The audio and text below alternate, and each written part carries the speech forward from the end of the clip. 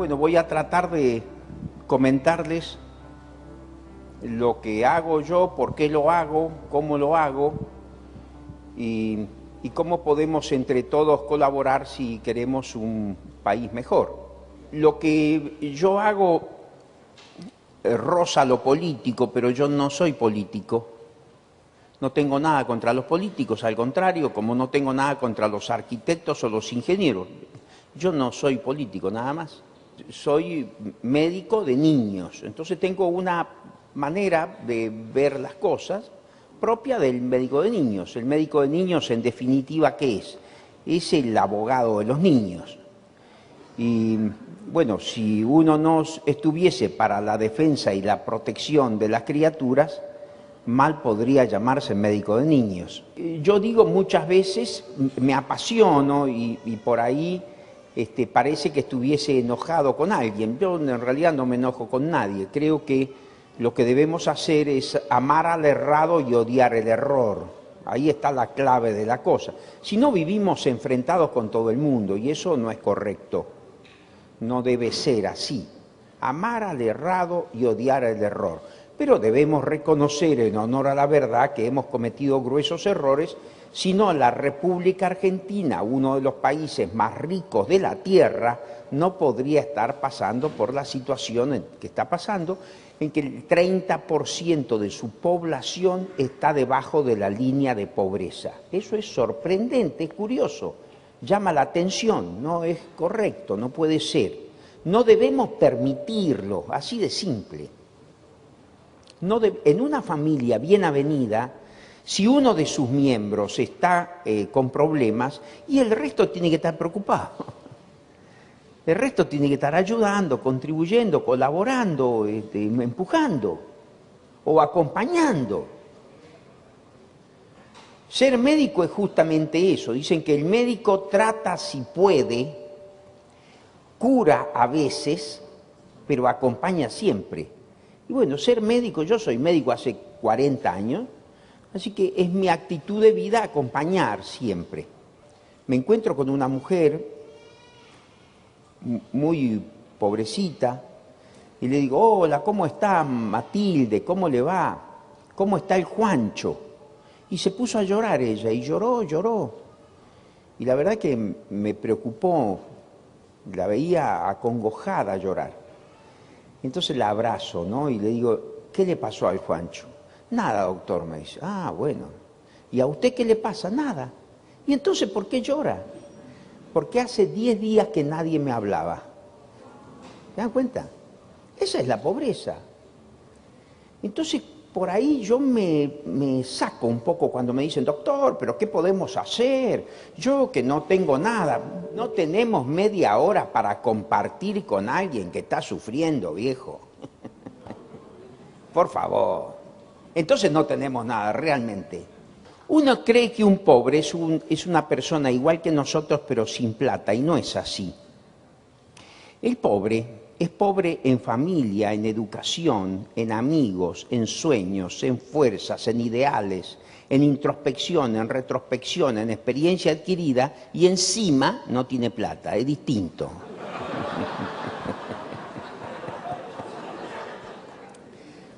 Ustedes saben que yo tengo un primo judío que vino a principios del siglo pasado a la Argentina y se ganaba la vida tocando el violín o el piano en los cines mudos en Buenos Aires. No tenía un centavo mi primo.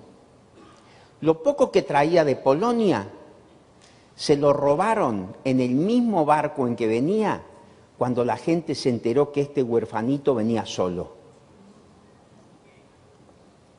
Así es de malo el ser humano. Recuerden que hay dos cosas para las que no hay límite: para la maldad humana y para la estupidez humana. Einstein, que era un superdotado, decía, hay dos cosas que no tienen límite, y decía, el espacio exterior y la estupidez humana.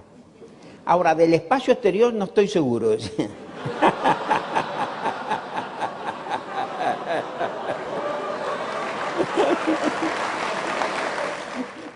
Bueno, la cosa es que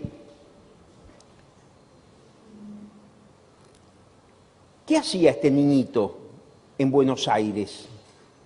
Tocaba el violín o el piano en los cines mudos. Muchas veces dice que estaba tocando el violincito y le gustaba la película. Se enganchaba y se reía o lloraba, qué sé yo, de acuerdo a la escena. Y venían y le daban una patada y decían, pibe, toca, porque estaba contratado él para tocar. Y seguía tocando el violincito y decía, nunca me pegaron mal. Nadie me pegó mal, nunca, al contrario. Me mimó todo el mundo. Terminó la primaria, terminó la secundaria, terminó la universidad. Fue un brillante abogado. Era un lujo hablar con él. Y volvió a Europa como embajador argentino. Europa sale de sus dos guerras absurdas porque el intelecto estaba intacto. Y nosotros no salimos del atraso crónico en el que estamos porque nuestro intelecto está dañado. El tema que hoy vamos a abordar es fundamental, es capital, es decisivo. Por pequeño que sea el papel que nos toque representar en la sociedad, si lo hacemos con el corazón, si ponemos a Dios en la punta de todas las actividades humanas, Dios mío, podemos hacer cualquier cosa. Yo me recibí de médico en la Universidad de Tucumán, luego hice pediatría en la Universidad de Chile, luego me doctoré en medicina en la Universidad de Cuyo. Escribí mi primer libro hace muchos años y después me fui a Europa a hacer biología molecular. Mi vida bastante concreta y simple. Un día me acuerdo, que un hito en la historia, cuando yo pienso la historia mía, me acuerdo cuando le dije a mi papá, papá, no voy a estudiar más medicina. Y entonces mi papá me miró y me dijo, ¿y qué vas a hacer, hijo? Voy a vender autos con mis primos, que vendían autos, andaban con plata, con mujeres todo el día. Y todo el día, Pepe, Pepe. Y entonces dijo, bueno, muy bien. Y se sacó los anteojos y el reloj, me acuerdo. Y yo dije, se va a bañar.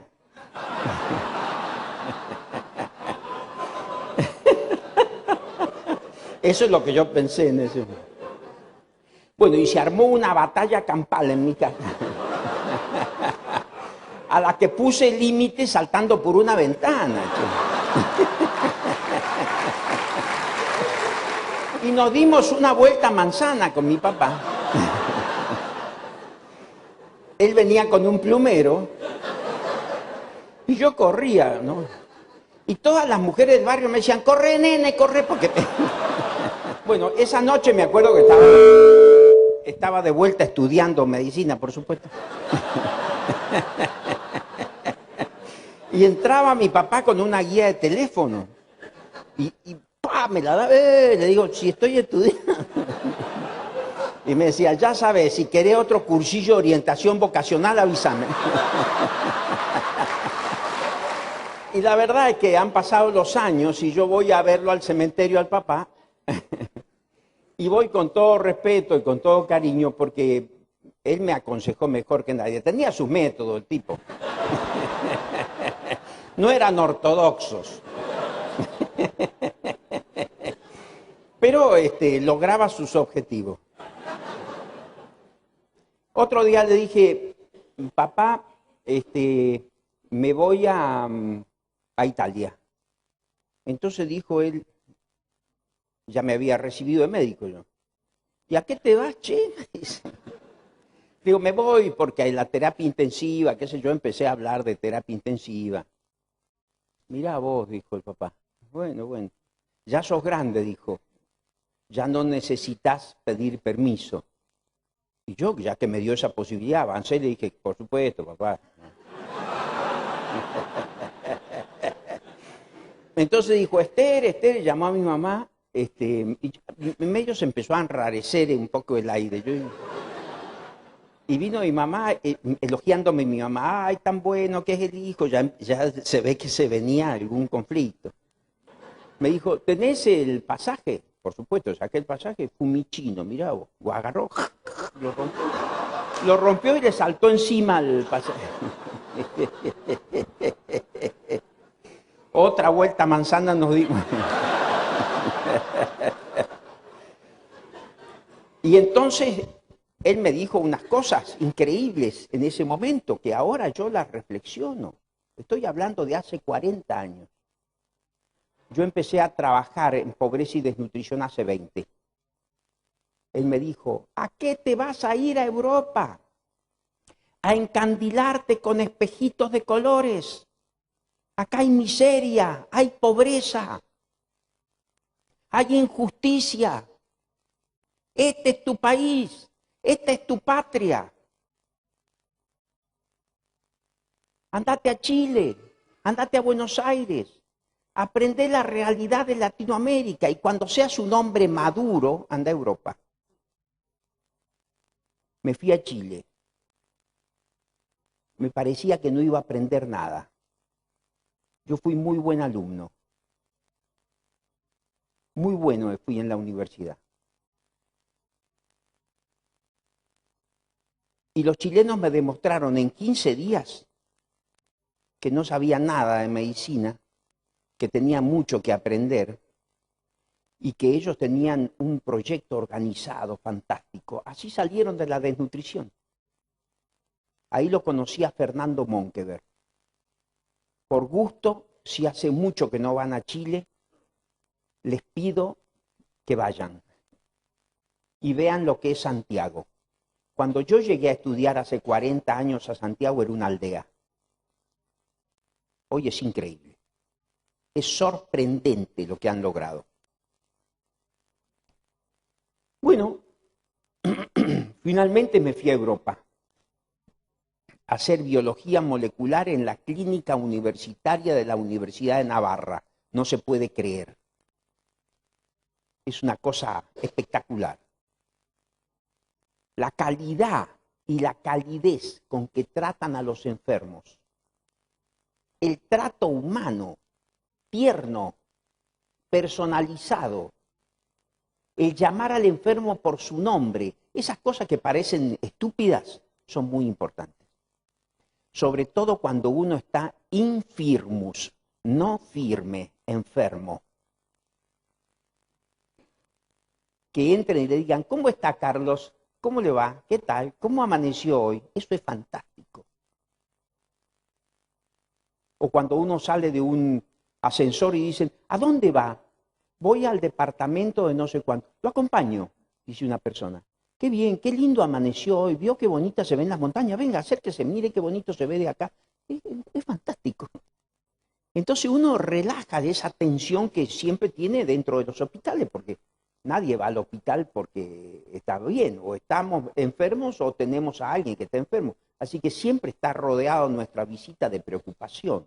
Bueno, y allá llegué a hacer biología molecular, una especialidad del futuro. El futuro de la medicina es biología atómica, biología molecular e inmunología. Y me encontré con esos países que son así y son potencias mundiales, y el nuestro es un país gigantesco, y estamos arruinados. Yo por ahí escucho, hay políticos que dicen, nunca hemos estado mejor. Y yo digo, estos tipos están hablando de ellos.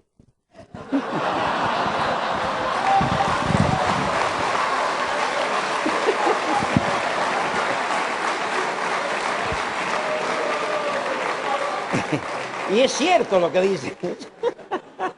Nunca han estado, ni van a estar, ¿eh? Es así la historia. Entonces llegué allá, ustedes no saben. Salgo un día del Corte Inglés de comprar unas polleritas. Yo tengo 5 hijas mujeres. Tengo 2 hermanas, 4 cuñadas, 8 sobrinas. 3 sobrinas nietas, 2 secretarias, 2 empleadas y 3 perras. Por eso cuando me invitan a estos congresos vengo siempre, hasta en auto vine ahora. Lo que no había avión. ¿Por qué? Porque es la manera que yo tengo de conservar el idioma, si no lentamente... lentamente me voy a ir enmudeciendo. La cuestión es que salgo de comprar esas polleritas escocesas con el brochecito abajo.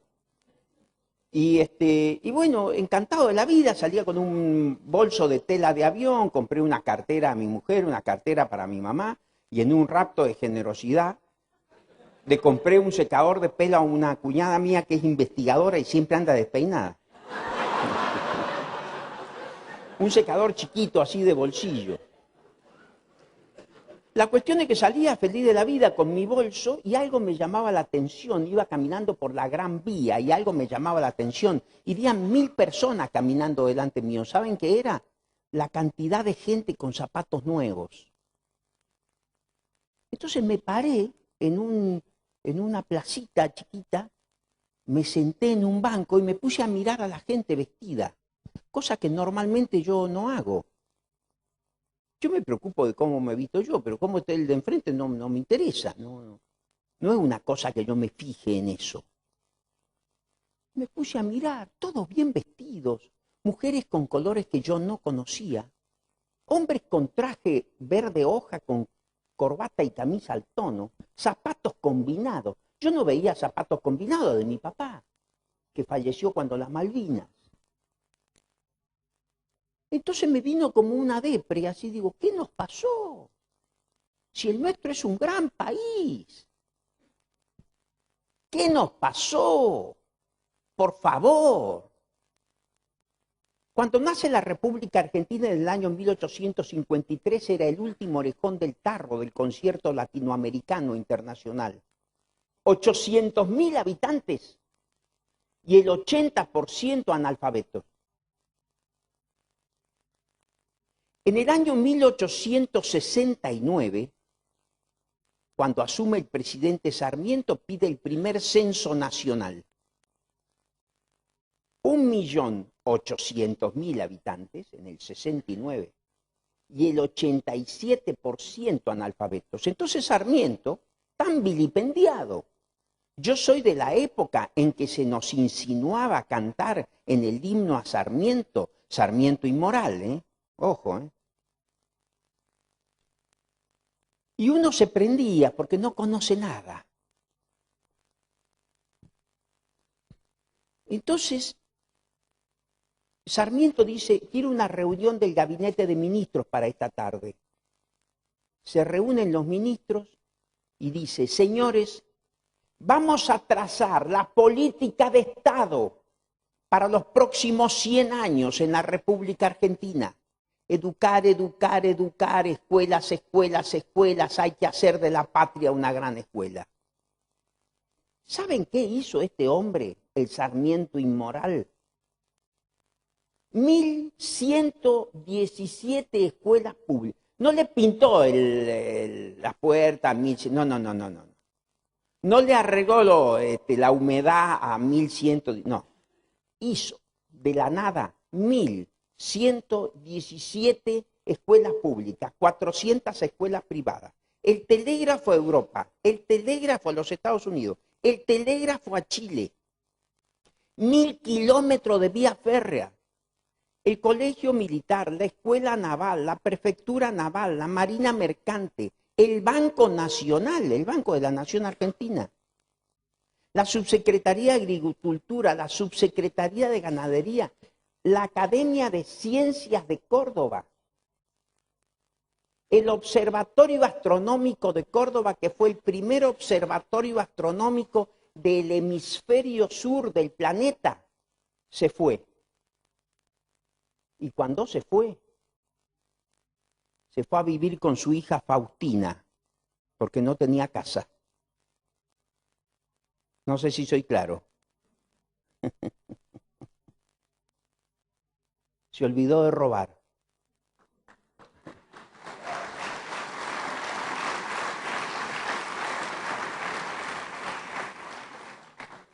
Otro argentino. Antes de morir, bueno, después de morir es imposible. Pero antes de morir dijo, no puedo decir que no haya cometido errores. He cometido errores. Pero los errores que cometí fueron por la premura con que quise poner a mi país, en donde en mi cabeza y en mi corazón ya lo había puesto. Y así como Jesús perdonó a la Magdalena porque había amado mucho, espero que mis compatriotas me perdonen porque he amado mucho este país. Viejo. Cuando se muere 1888, lo despide Carlos Pellegrini y dice, se va una de las mentes más brillantes que hayan dado las Américas. Cometió errores, no los recuerdo. ¿Qué tal? Así los tipos miraban el país. Hoy uno entra a la universidad en Michigan, hay un busto de Sarmiento. En la Brown University, una de las más prestigiosas universidades de los Estados Unidos, hay un busto de Sarmiento. En el Instituto de Idiomas Modernos, en la ciudad de Boston, hay un busto de Sarmiento. En la Commonwealth Avenue, esquina Hereford, en la ciudad de Boston, hay una estatua de bronce de 8 metros de altura de Sarmiento. Y hoy, en los Estados Unidos de Norteamérica, el Día del Maestro es el 11 de septiembre, en homenaje al notable pedagogo americano, el argentino Domingo Faustino Sarmiento. ¿Saben por qué? Porque el primer país del mundo que quebró el analfabetismo no fue Francia, no fue la Gran Bretaña, no fue Alemania, no fueron los Estados Unidos, no fue Canadá, fue la República Argentina en el Cono Sur. Por favor, por favor, hemos perdido la virilidad y hemos perdido la vergüenza. Otro argentino, Alberdi, gobernar es poblar. Tenemos que, este libro es en homenaje a Alberdi. Tenemos que ser 80 millones de habitantes para que nuestro país funcione, decía hace 150 años. Hay que combatir la pobreza y la ignorancia, porque la pobreza se vende y la ignorancia se equivoca. Díganme si no tenía razón. Díganme si no tenía razón.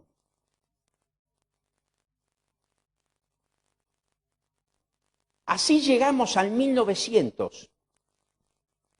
Y la República Argentina, ese último orejón del tarro del concierto latinoamericano, era el primer país de América. El ingreso per cápita argentino era el doble de los de Estados Unidos. El Producto Bruto Interno argentino era superior a la suma de los productos brutos internos de Brasil, Paraguay, Perú y México. La cantidad de vía férrea de la República Argentina era superior en número a la suma de toda la vía férrea de todos los países de América Latina. Cuando yo escucho a los legisladores de Mendoza discutir sobre el tren a Chile, digo, ¿de qué están discutiendo estos individuos?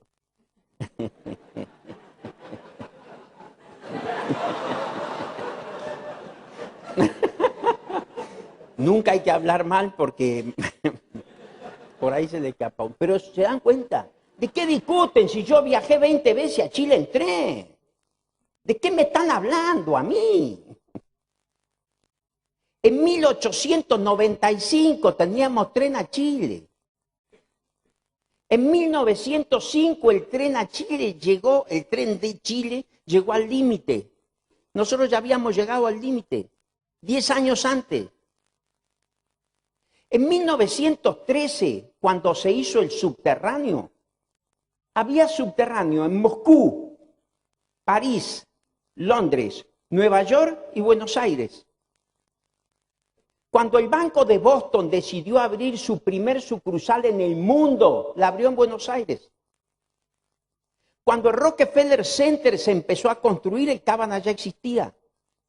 Cuando la Standard Oil construyó su primer kilómetro de oleoducto, Mendoza, mi provincia, en la República Argentina, tenía 35 kilómetros de oleoducto. ¿Pero de qué estamos hablando? En 1910, cuando el centenario, viene Georges Clemenceau, el famoso político francés, viene designado por el gobierno de Francia a los festejos del primer centenario de la República Argentina. Lean esa crónica, búsquenla en internet, Georges Clemenceau, el que condujo a Francia al éxito en la Primera Guerra Mundial y el que negoció con Alemania en la colonia, qué sé yo, un brillante político. ¿Saben lo que decía? Dice, me he quedado con la boca abierta con el jardín botánico, no se puede creer, es maravilloso, decía. Están todas las especies de árboles del mundo aquí en Buenos Aires. Dice, la Avenida del Libertador, que es obra de Sarmiento eso. Dice, es maravillosa, con estatuas, jardines, es fantástico este país. El jardín zoológico, dice, no se puede creer, es una maravilla. El cementerio de la Recoleta, por gusto, cuando vayan a Buenos Aires, somos argentinos, tenemos que ver esas cosas. Estamos apichonados y estamos quebrados, pero no te sientas vencido ni aún vencido, ni te sientas esclavo ni aún esclavo. Trémulo de pavor, piénsate bravo y acomete feroz ya malherido. Eso tenemos que hacer.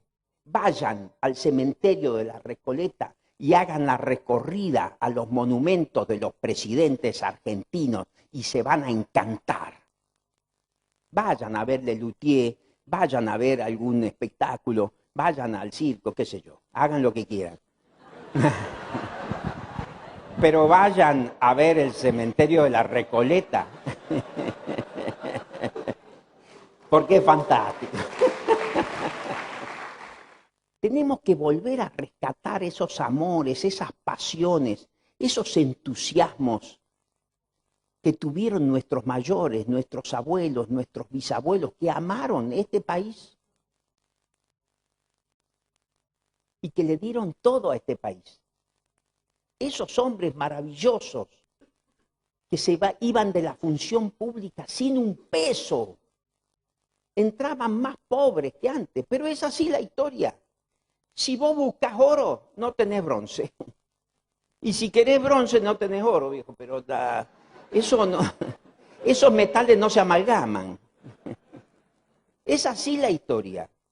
Pero si yo tuviese que elegir, y me quedo con el bronce, 100 veces, 1000 veces, 1.000.000 de veces. Eso tenemos que transmitir a nuestros hijos, que es posible hacer un cambio si tenemos la cabeza y el corazón borracho de ideales y si levantamos esos guantes que están tirados esperando que alguien los levante y que dejaron nuestros abuelos y nuestros bisabuelos que amaron este país y que no se equivocaron. Es así. ¿Qué pasó con Argentina? En 1950 el Producto Bruto Interno argentino era 3 veces superior al de Italia o al de España. Hoy es 4 veces menor. Y así llegamos a la crisis económica más grande de la historia de la República Argentina en el 2001-2002 y al default más importante en la historia económica del mundo. O sea, logramos lo imposible, hundir un corcho. Hemos quebrado a uno de los países más ricos de la tierra. Hay que ponerle empeño, ¿eh? No es fácil. Hay que poner el corazón en esto. Es como ahorcar un elefante con la mano. Es imposible.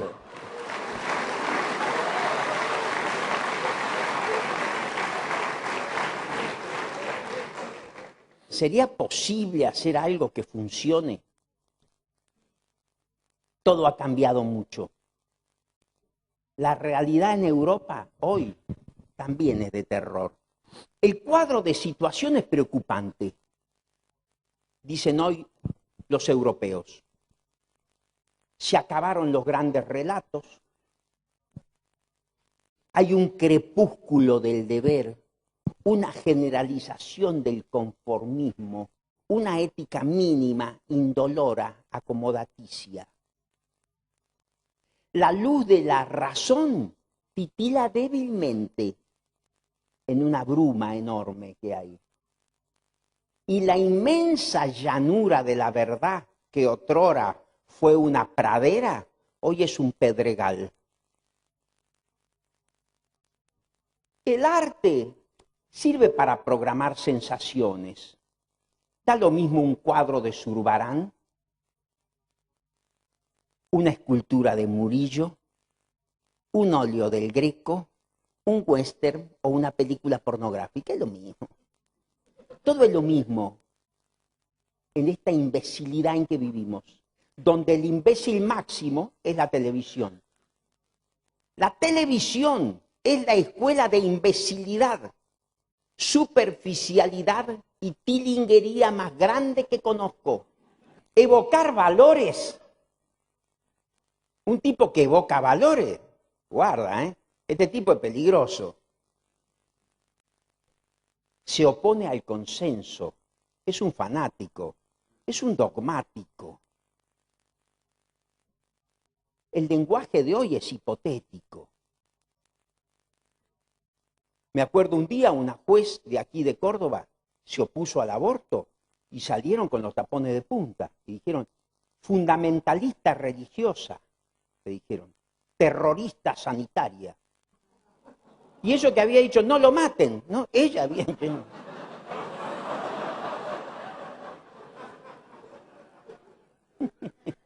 Es de loco esto.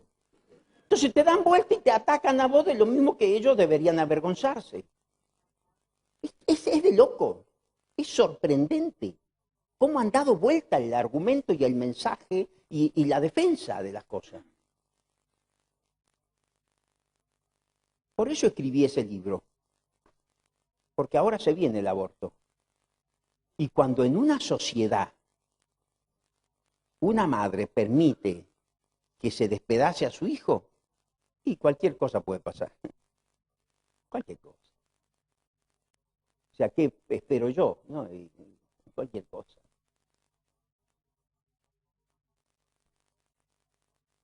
El punto de vista moral hoy es el paradigma perdido, el punto de vista perdido. Se ha unido la democracia al relativismo, dicen los europeos, y esa es la garantía de la libertad, pareciera. El nihilismo, nadie cree en nada. Kelsen y Rorty. Kelsen, el jurista austríaco, padre del positivismo político, paladín del relativismo, padre del positivismo jurídico, filosófico y político,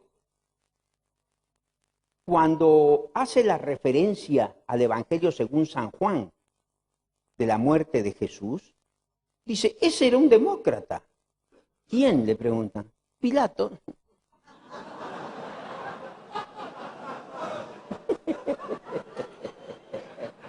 Es fantástico. Entonces dice, ¿a quién libero? Dice, ¿a Jesús o a Barrabás? A Barrabás, le dice, que era un delincuente. Entonces dice, ¿y con Jesús qué hacemos? Crucifícalo.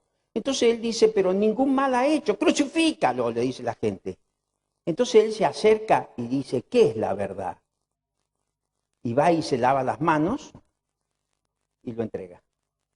En realidad él no hace una pregunta, él da una respuesta. En realidad él va y le dice, ¿qué es la verdad? Eso hice y lo entrega. ¿Se basó en la razón? No. ¿Se basó en la justicia? Tampoco. ¿En qué se basó? En el consenso. Y después habrá dicho, che, ¿cómo vamos en la encuesta? Nada más.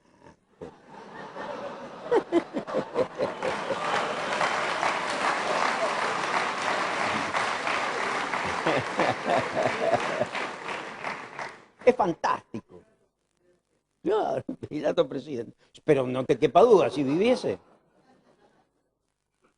Cuando entran en juego los dilemas morales, la opinión de la mayoría. Es como decía hace poco un tipo, no, es tan bueno este gobernador que tenemos, que él sale a la calle y para a una señora, por ejemplo, viene mi mamá del supermercado y le dice, señora, buenos días, ¿cómo está? ¿Cómo piensa usted que podemos solucionar el problema de la inseguridad? A mi mamá le pregunta, ¿qué sé? Tiene 84 años mi mamá y viene de comprar choclo y cosas que... Pero esto que les digo no es cuento, ¿eh?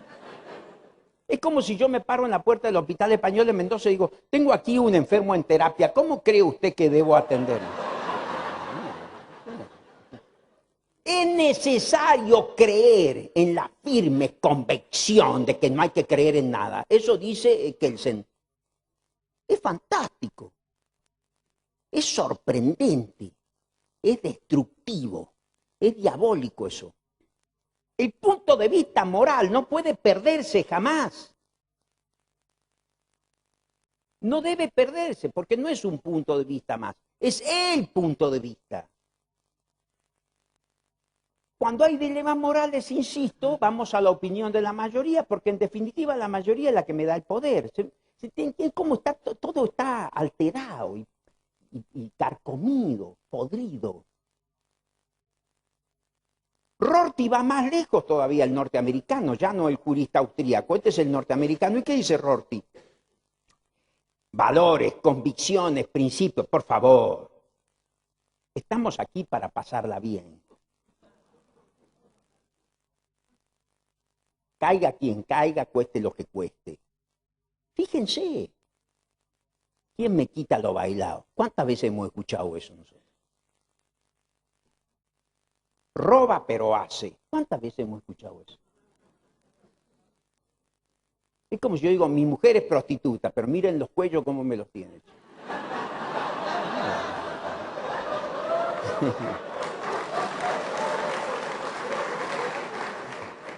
O sea, evidentemente ahí hay una falla orgánica.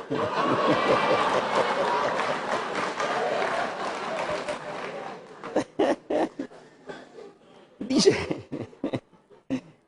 aspirar a los bienes de arriba, esa vieja idea paulista, ¿qué de arriba? Aspirar a los bienes de abajo. Y si es de aquí para abajo, mejor. Eso es el razonamiento perverso en el que estamos hoy metidos. Pedes in terra sidera visus, dice el lema de mi querida Universidad de Tucumán, con los pies en la tierra y mirando las estrellas. Pedes in terra ad sidera visus. Pero no, aquí es solamente los pies en la tierra, los concretos, los que yo puedo tener. Lo demás son estupideces. La moral, por favor. El hombre democrático es un hombre desasido de esas mochilas morales. Un hombre que puede saltar de una constelación a otra, que puede ir hacia adelante, hacia atrás, veo que ahora sí.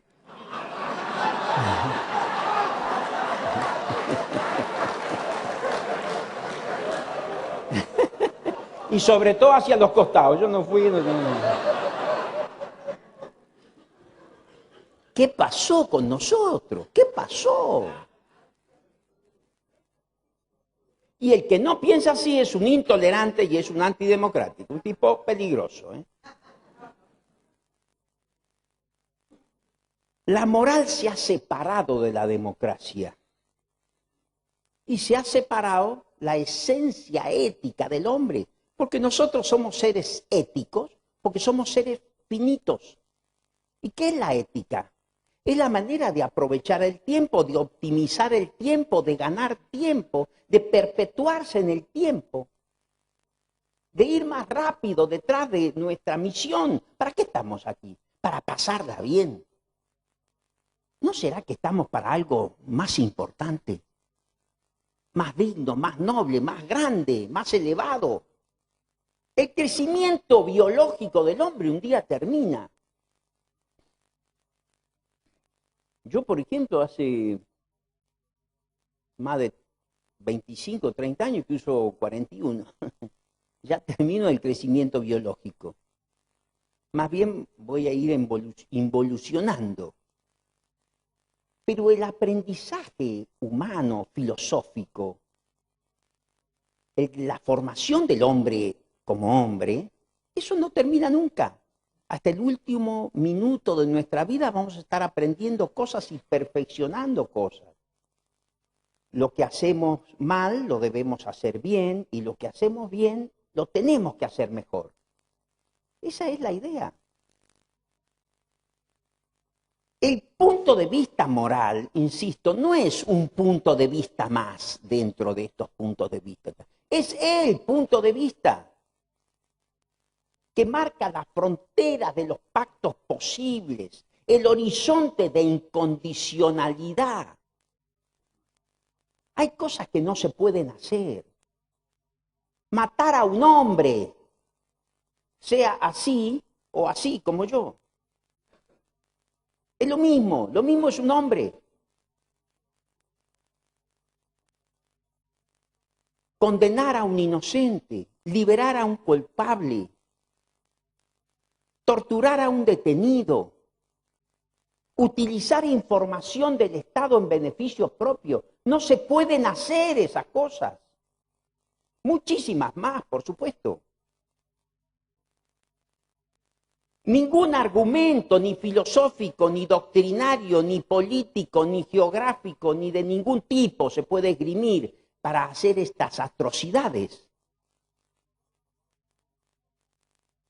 Los argumentos no existen. El sí, pero no. ¿Sí o no? ¿De qué somos? ¿Por qué somos tan malos? ¿Por qué no podemos lograr una reconciliación y una paz? ¿Por qué no podemos construir un mundo mejor, más justo, más noble, más generoso? ¿No será que de nosotros también depende eso? ¿O siempre tiene que ser de otro, de un tercero, la responsabilidad? Pero toda vez que nosotros busquemos un Dios menor, el dinero, el poder, la fama, la gloria, vamos a estar desenfocados.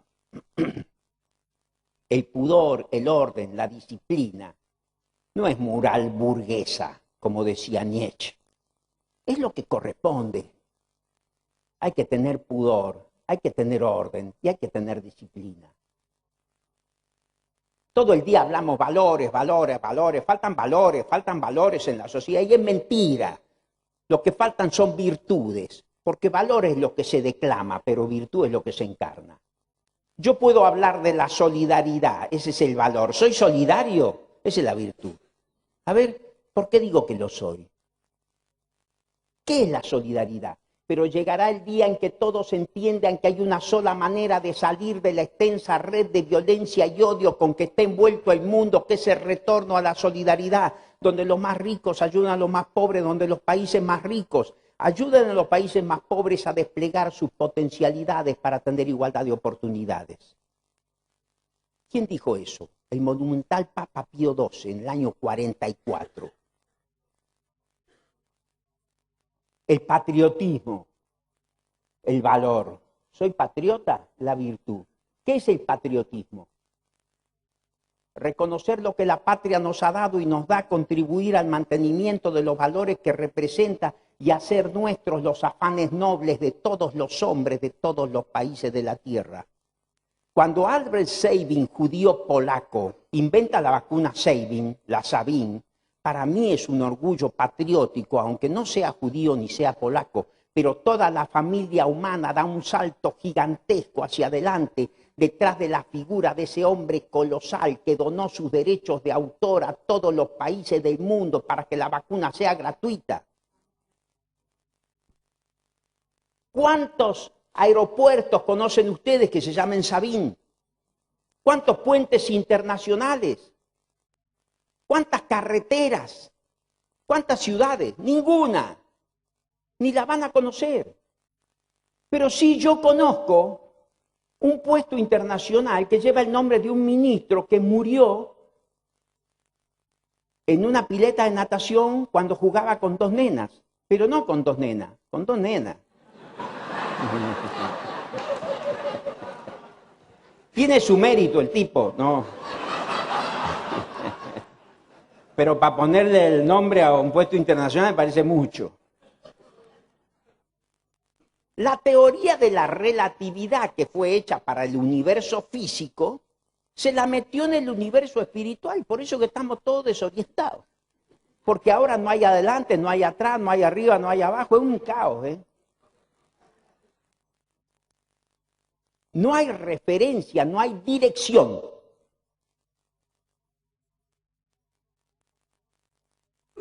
En el año 86, el Papa Juan Pablo II fue a la India. Y cuando llegó, después de besar el suelo, dijo, quiero conocer la tumba de Gandhi. Y lo llevaron a la tumba de Gandhi. Y se arrodilló y rezó mucho tiempo. Y acariciaba con su manito la plancha de piedra negra que cubre la tumba. Y asentía. Entonces los periodistas que estaban a una distancia ahí prudente decían, ¿qué asiente, qué mira, qué toca? Y cuando se fue el Papa, fueron y sacaron una foto a la tumba. Y ahí en la tumba están escritos los 7 pecados sociales que hemos cometido. Política sin principios. Placer sin responsabilidad. Dinero sin trabajo. Negocios sin moral. Conocimiento sin carácter. Ciencia sin humanidad y religión sin sacrificio. Ahí está. Tenemos que reflexionar en cuántos de estos nos anotamos por acción u omisión. Porque también no meterse es una manera de accionar. En el año 76, el presidente Giscard d'Estaing juntó en la comuna de Verdún a viejos alemanes y viejos franceses, doblados por los años, que recordaron las horas de horror en que la florinata del ejército francés y alemán, la juventud más florida de estos dos grandes países, se ofreció la muerte de invierno a invierno. Habría que entrar en sutilezas de alta política para saber quién ganó algo con la imbecilidad de la guerra. Ahí estaban los hombres, todos canosos ya, se sonreían, se daban la mano, se sacaban fotos.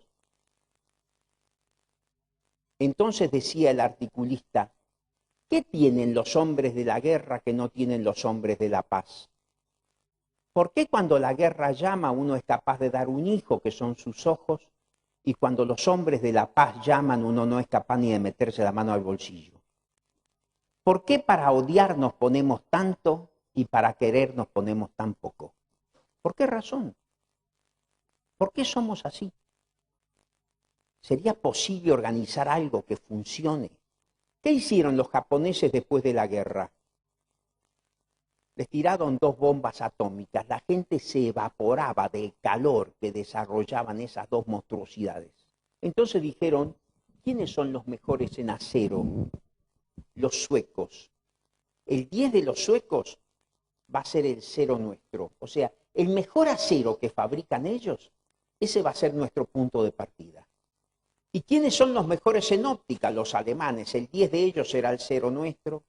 Y en relojes los suizos, el 10 de ellos será el 0 nuestro. Y en automóviles y motos los norteamericanos, el 10 de ellos será el 0 nuestro. Y al cabo de 30 años le vendieron máquinas de fotos a los alemanes, relojes a los suizos, acero a los suecos y automóviles de moto a los norteamericanos. Es una cosa fantástica. Yo estaba en Estados Unidos hace unos años por un premio, un par de años, qué sé yo, y me pasaban autos por una supercarretera, Toyota, Daihatsu, Honda. Digo, pero che, qué bien que la hicieron perfecto estos tipos. A nosotros no nos sale nada.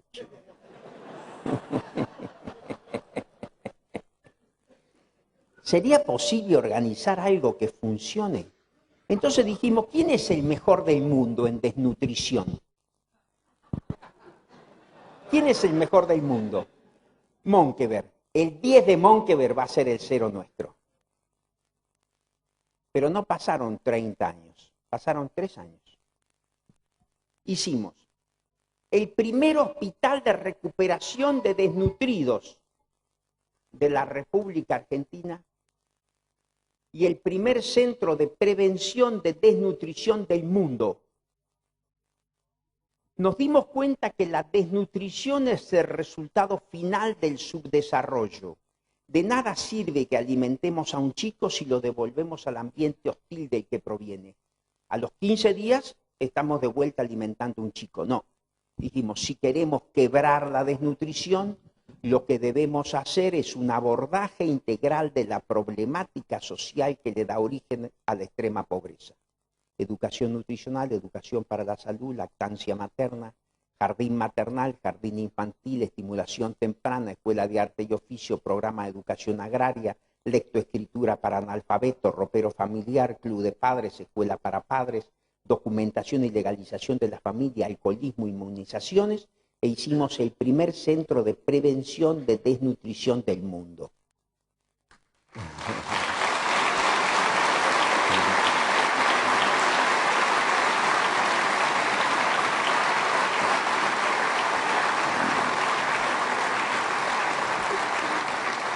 ¿Cómo llegamos a esto? Fíjense lo que me pasó. Yo estaba choqueado por Europa. Me impresionó mucho ver esos países, insisto, tan pequeñitos y tan poderosos, y no dejaba de pensar en el nuestro, que es tan grande, es tan rico y está tan arruinado. Y un día iba caminando por una calle interna de la universidad y encontré un diario tirado. Y había unas reflexiones de la Madre Teresa de Calcuta y le preguntaban qué era la paz. Y como yo no estaba en paz, me pareció prudente, oportuno ver qué decía esta mujer maravillosa. Y ella hacía una figura muy bonita. ¿Qué es la paz?, le preguntaban. Y decía ella, el fruto del silencio es la oración. El fruto de la oración es la fe. El fruto de la fe es el amor. El fruto del amor es el servicio y el fruto del servicio es la paz. Me encantó. Dije, tengo que servir. Renuncié al hospital, me volví a la Argentina.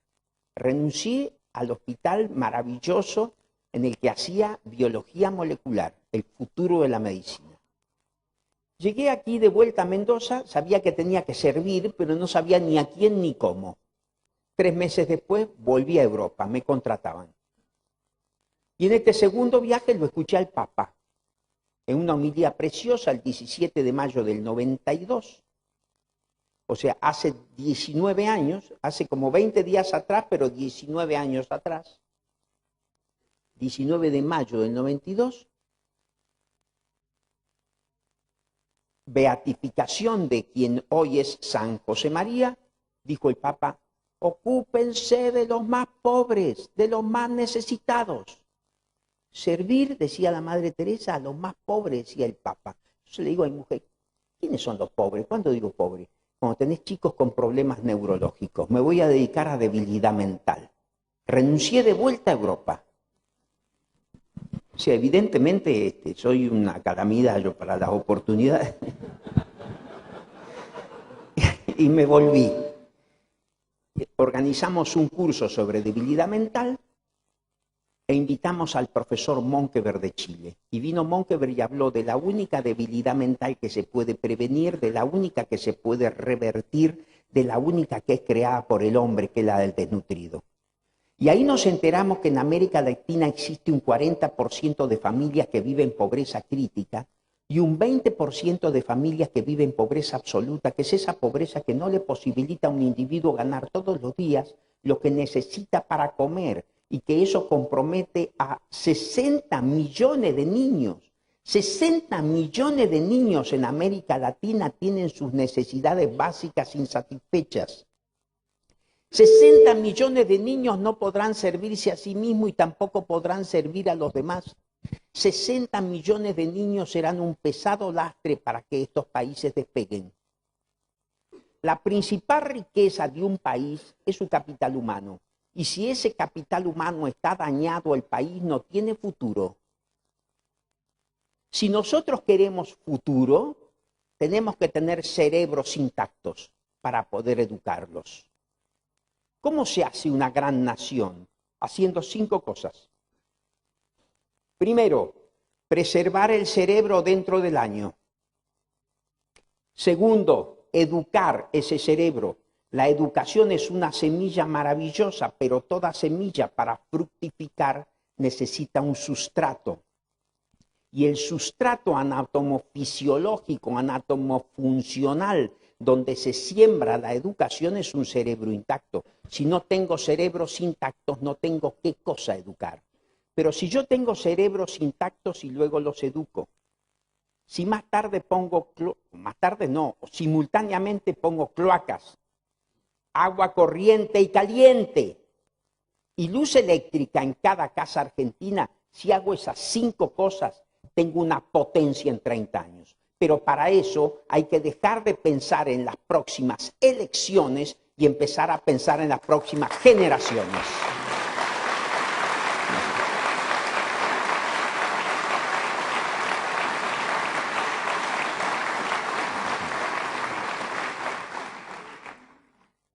El cerebro es el órgano que más rápidamente crece. ¿Saben cuánto pesa el cerebro cuando nace? 6 monedas de 1 peso. 35 gramos. ¿Saben cuánto pesa el cerebro cuando el chico camina? Que tiene 12 meses, 14 meses, que le sacamos fotos. 150 monedas de 1 peso. Casi 1 kilo. Y de adulto, 200 monedas de 1 peso. 1 kilo 200. ¿Cómo? ¿Cuánto pesaba al nacer? 35 gramos, 6 monedas de 1 peso. Y a los 12 meses, 900 gramos, 150 monedas de 1 peso. Y de adulto, 1 kilo 200, 200 monedas. O sea que el crecimiento gigantesco, ¿cuándo lo hace el chico? En el primer año. Pero si nosotros nacemos y morimos con la misma cantidad de células, ¿por qué aumenta el peso? Porque cada neurona, de los 100.000 a 140.000 millones de neuronas que tenemos en los 3 milímetros de espesor de la corteza, 3 milímetros son 3 rayitas del centímetro, 3 milímetros.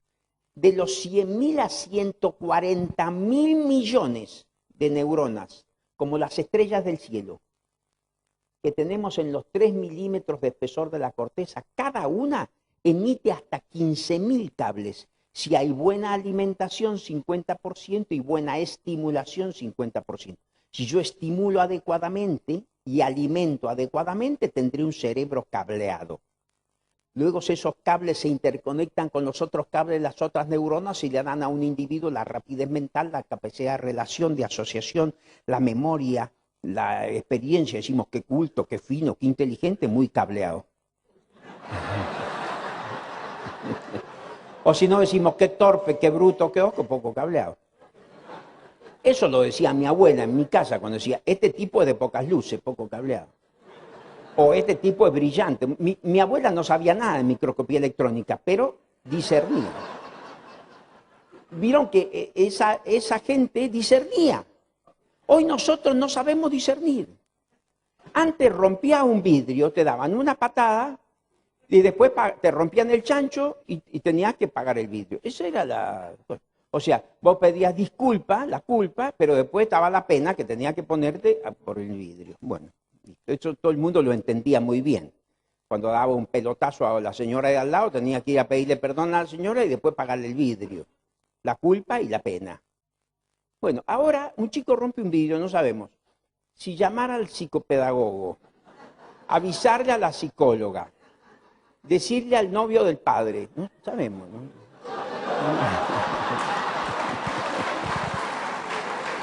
Hay un...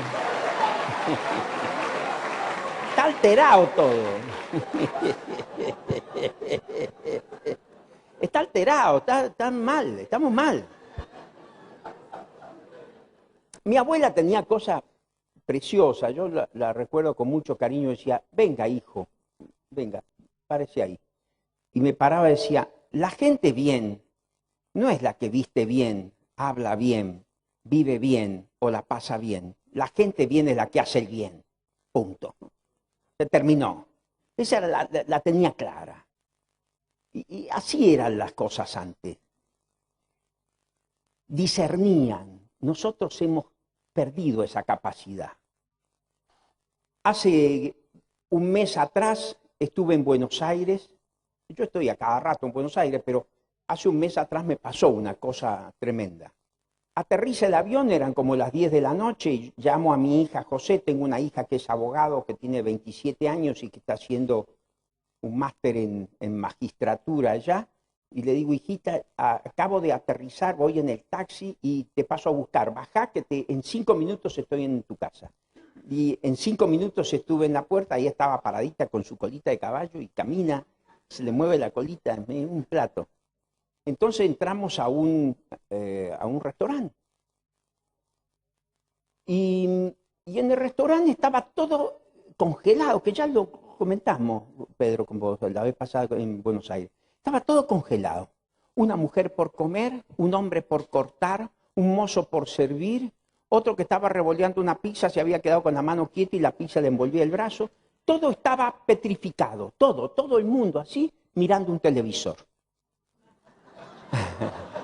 Donde una mujer semidesnuda, agarrada de un caño, se movía ante la atenta mirada de su marido, que evidentemente tenía una gran vocación de cornudo.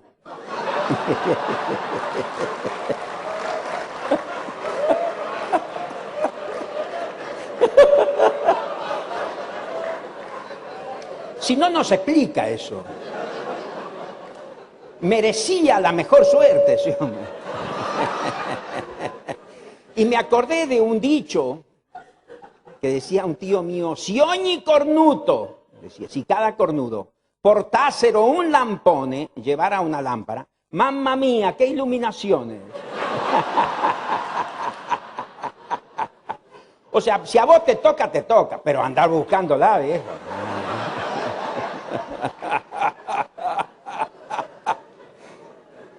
La verdad que es preocupante, ¿eh? Esa es la cultura de hoy. Y nadie dice nada. Eso es lo increíble. En Estados Unidos, esas cosas también pasan. Entonces aparece una señora muy bien vestidita, con un saquito de 3 botones, y dice: buenas tardes, queridas amigas, hemos considerado que el programa atenta contra la moral y las buenas costumbres de nuestra familia.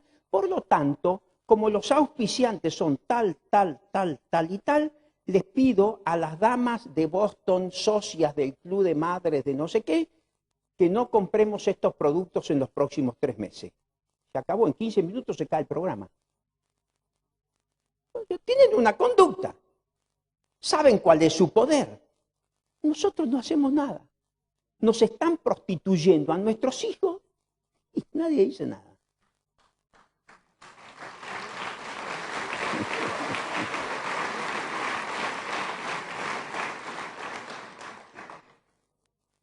Cualquier individuo que trate de organizar a la sociedad detrás de un objetivo como yo ahora, debe reunir 3 requisitos. Esto está estudiado hace más de 30 años.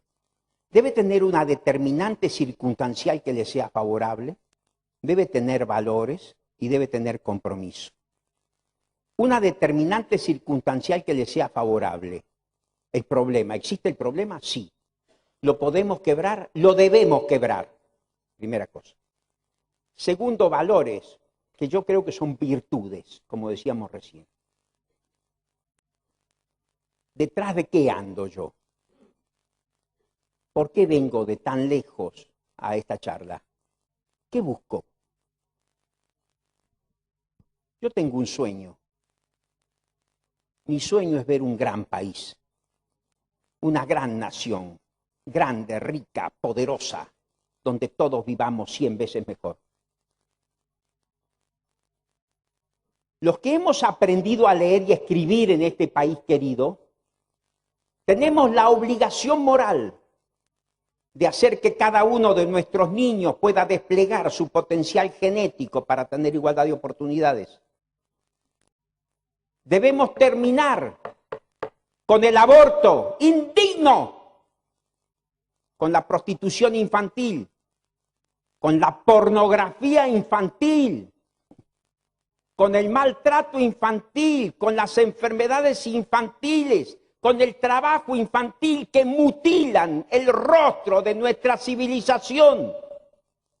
Debemos procurar que cada niño tenga una escuela donde ir, un agente sanitario que lo asista y una dieta equilibrada que le posibilite un desarrollo físico y mental adecuado. Esto ya no depende de las posibilidades físicas o financieras. Esto es una cuestión de prioridad política. Podemos hacer una gran nación si todos juntos trabajamos. Los gobiernos, junto con las ONG y la comunidad toda, todos juntos trabajando como hermanos que somos. La patria está enferma, la madre está enferma. Cuando está enferma la madre, ¿dónde deben estar los hijos sino al lado de ella tratando de ayudar?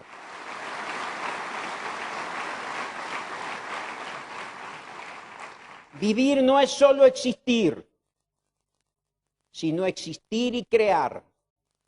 Saber gozar y sufrir y no dormir sin soñar. Descansar es comenzar a morir. No estamos para descansar. Estamos para hacer grandes cosas, nobles cosas, gigantescas cosas. Y podemos hacerlas si todos juntos trabajamos. Yo vengo de una familia donde se ama a este país. Mi papá me decía, me llevaba 50 años él, me decía, llévame a las lagunas de Guanacache, que es un desierto en Mendoza. Las lagunas ya no existen más. Entonces decía, papá, son las 4 de la tarde, enero, 40 grados de calor, y vos querés que te lleve al desierto de la Valle. ¿Por qué no vamos a Sopelsa a tomar un helado? Le decía yo. Y me decía mi papá, que era un viejito flaquito, elegante, me decía, la familia no es democrática, pibe, la familia es jerárquica, llévame.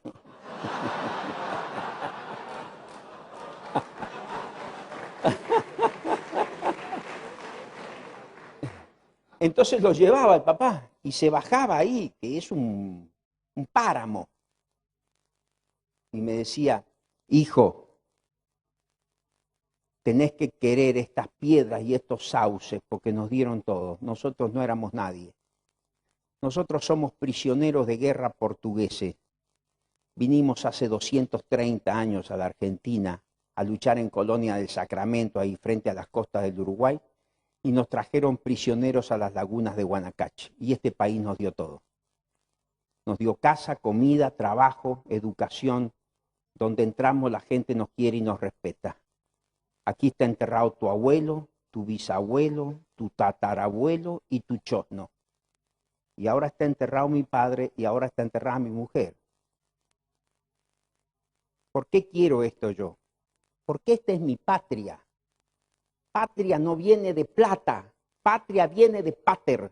Patria es el lugar legado por los padres, patria es el lugar donde están enterrados los padres. Por lo tanto, tengo la obligación, pero también tengo el derecho de que me dejen trabajar. El que quiera ayudar, bienvenido. Y el que no, que se haga a un lado, porque vamos a pasar lo mismo. ¿Qué está haciendo, profesor? Estoy tratando de atrapar la luz para encerrarla en un frasquito, decía un inventor. Y todos decían que era loco. Sin embargo, el tipo atrapó la luz nomás y la encerró en un frasquito. Es fantástico.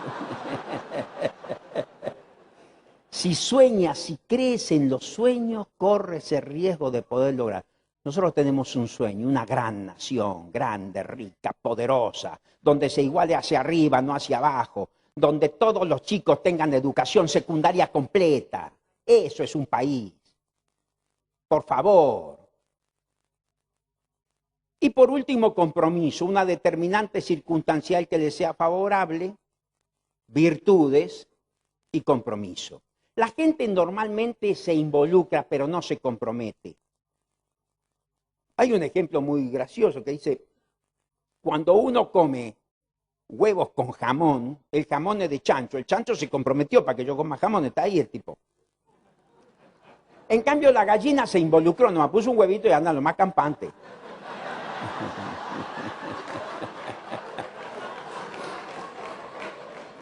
¿Qué es lo que normalmente hacemos?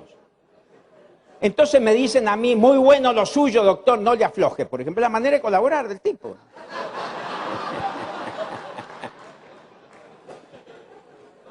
O si no me dicen a mí, no me baje los brazos y me ordeñan así para...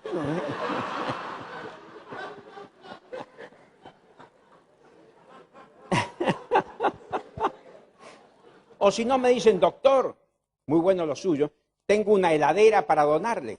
Ah, le digo, muchas gracias. No anda. Pero debe ser una pavada, la hemos tenido 45 años, una cian de bolita. Eso.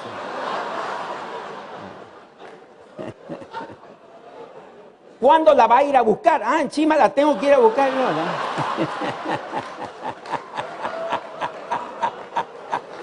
O sea, el tipo tiene una porquería que no le sirve para nada y anda buscando a quién encajársela y me ve a mí.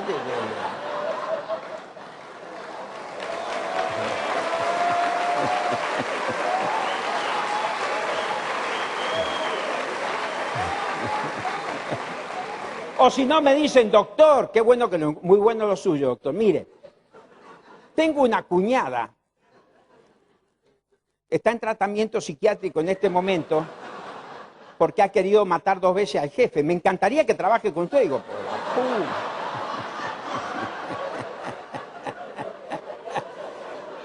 digo, no tendrá otra cuñada de la bomba o me quiere encajar.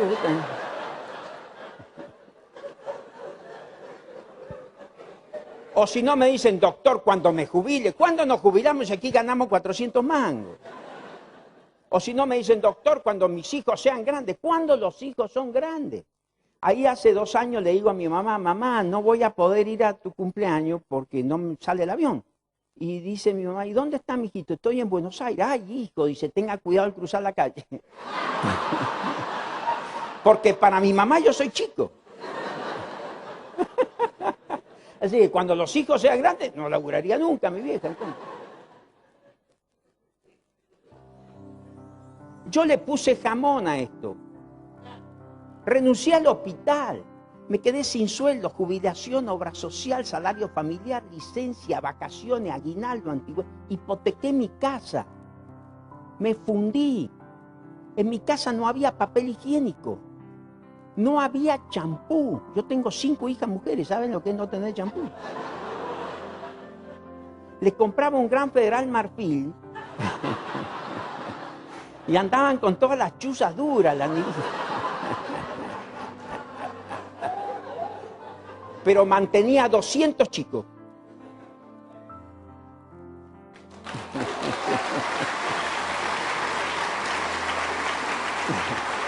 Por supuesto. Nunca decía nada, no andaba diciendo que mantenía, no decía nada. Pero así saqué el proyecto con INA adelante. A las patadas, a los empujones. Porque tenía la cabeza convencida de que esto era fundamental, era necesario, era prioritario. De que también tenía yo la obligación moral de contribuir a la grandeza del país.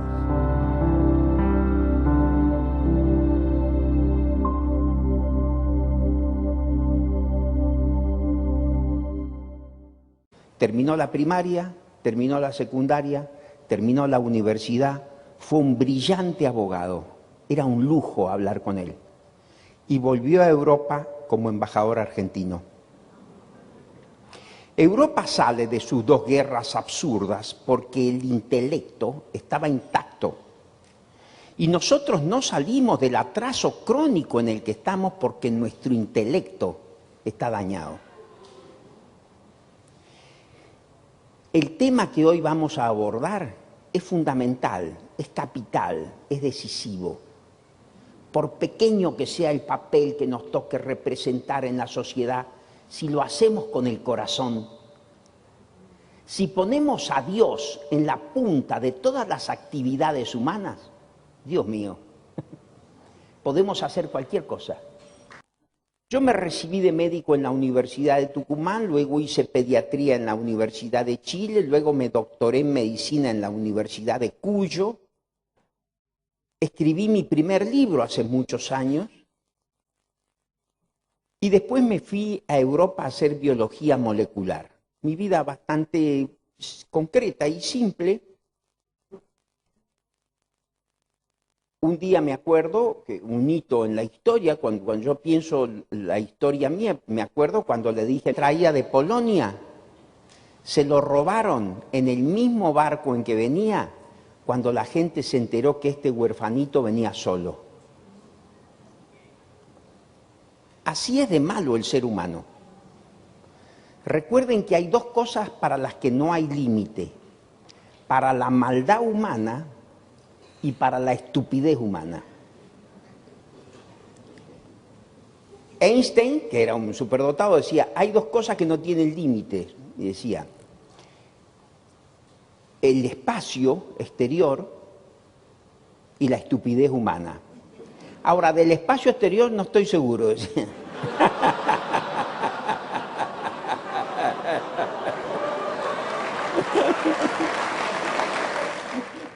Bueno, la cosa es que, ¿qué hacía este niñito en Buenos Aires? Tocaba el violín o el piano en los cines mudos. Muchas veces dice que estaba tocando el violincito y le gustaba la película. Se enganchaba y se reía o lloraba, qué sé yo, de acuerdo a la escena. Y venían y le daban una patada y decían, pibe, toca, porque estaba contratado él para tocar. Y seguía tocando el violincito y decía, nunca me pegaron mal. Nadie me pegó mal, nunca, al contrario. Me mimó todo el mundo. Y se puso a llorar ella, y lloró, lloró. Y la verdad que me preocupó, la veía acongojada llorar. Entonces la abrazo, ¿no? Y le digo, ¿qué le pasó al Juancho? Nada, doctor, me dice. Ah, bueno. ¿Y a usted qué le pasa? Nada. ¿Y entonces por qué llora? Porque hace 10 días que nadie me hablaba. ¿Se dan cuenta? Esa es la pobreza. Entonces, por ahí yo me saco un poco cuando me dicen, doctor, ¿pero qué podemos hacer? Yo que no tengo nada. No tenemos media hora para compartir con alguien que está sufriendo, viejo. Por favor. Entonces no tenemos nada, realmente. Uno cree que un pobre es una persona igual que nosotros, pero sin plata, y no es así. El pobre es pobre en familia, en educación, en amigos, en sueños, en fuerzas, en ideales, en introspección, en retrospección, en experiencia adquirida, y encima no tiene plata, es distinto.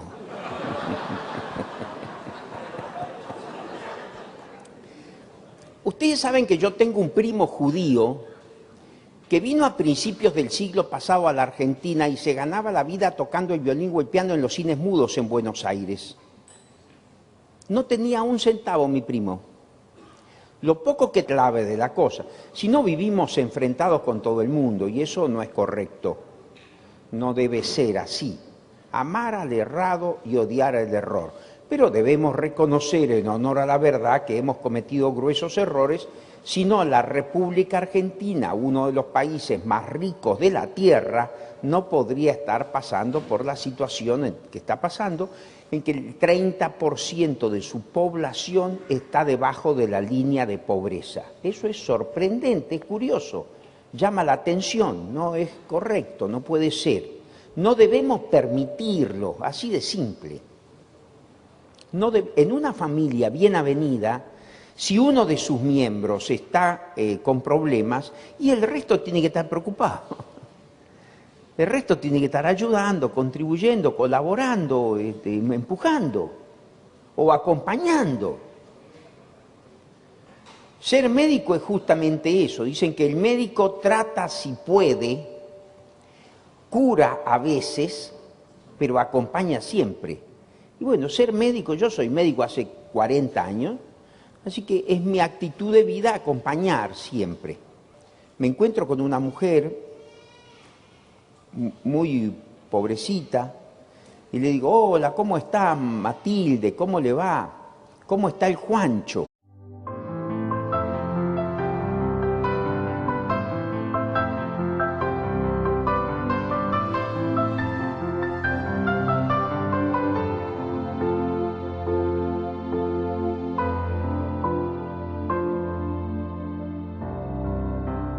Bueno, voy a tratar de comentarles lo que hago yo, por qué lo hago, cómo lo hago y y cómo podemos entre todos colaborar si queremos un país mejor. Lo que yo hago roza lo político, pero yo no soy político. No tengo nada contra los políticos, al contrario, como no tengo nada contra los arquitectos o los ingenieros. Yo no soy político, nada más. Soy médico de niños, entonces tengo una manera de ver las cosas propia del médico de niños. El médico de niños, en definitiva, ¿qué es? Es el abogado de los niños. Y bueno, si uno no estuviese para la defensa y la protección de las criaturas, mal podría llamarse médico de niños. Yo digo muchas veces, me apasiono y por ahí parece que estuviese enojado con alguien. Yo en realidad no me enojo con nadie. Creo que lo que debemos hacer es amar al errado y odiar el error. Ahí está la